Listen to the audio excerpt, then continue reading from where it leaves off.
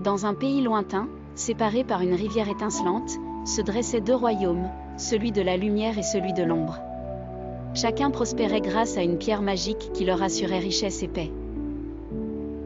Cette pierre était si précieuse qu'elle ne pouvait jamais quitter son royaume d'origine. Un jour, un enfant des Lumières nommé Arin, curieux et intrépide, traversa la rivière interdite. Il mit le pied dans le royaume de l'ombre, attiré par des histoires de créatures magiques et d'arbres qui parlaient. Lorsqu'il arriva, il fut émerveillé par la beauté mystérieuse qui l'entourait. Des marais scintillants, des forêts d'ombres mouvantes, et des créatures qui le regardaient avec fascination. Là, il fit la rencontre de Lyra, une jeune habitante des ombres, qui partageait sa fascination pour le royaume de la lumière. Malgré les préjugés de leurs familles respectives, Arin et Lyra devinrent amis. Ils découvrirent rapidement qu'ils partageaient une vision commune, unir leur royaume et permettre la cohabitation des deux mondes, la lumière et l'ombre.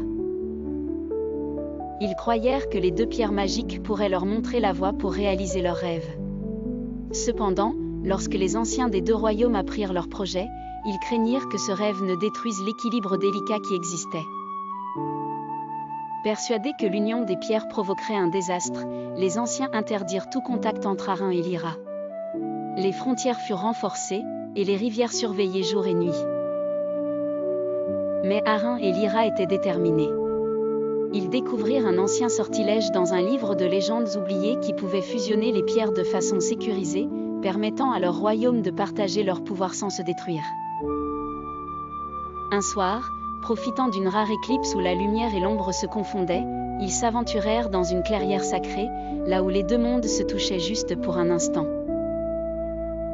Débordant de bravoure et d'espoir, ils exécutèrent le sortilège. Les deux pierres se mélangèrent en une danse d'étincelles et de ténèbres, créant une lumière nouvelle qui illumina le ciel. Les royaumes, jusque-là séparés, furent enveloppés d'une harmonie parfaite, et leurs peuples ressentirent un apaisement inédit. Les anciens réalisèrent alors que l'union n'était pas une menace, mais un renouveau.